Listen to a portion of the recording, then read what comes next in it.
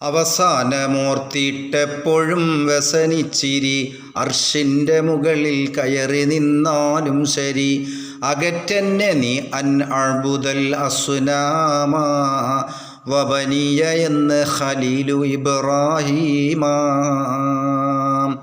വിഗ്രഹത്തെ ആരാധിക്കുന്നതിൽ നിന്ന് എൻ്റെ മക്കളെ ഇനിയും കാക്കണേന്ന് മഹാനായ ഖലീലുല്ലാഹി ഇബ്രാഹിം നബി അലൈഹിസ്സലാം.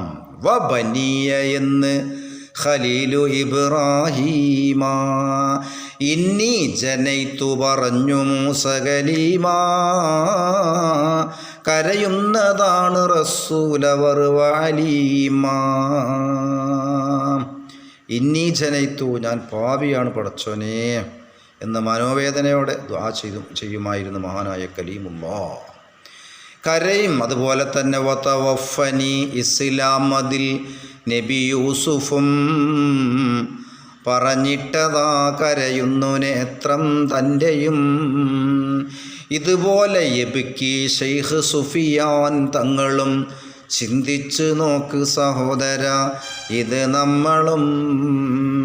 അപ്പോൾ ആക്കിബത്ത് നന്നാകുക എന്നുള്ള കാര്യം അത് ഭയങ്കര വിഷയമാണ്. ഇതാണ് ഇവരൊക്കെ കരയാൻ കാരണം.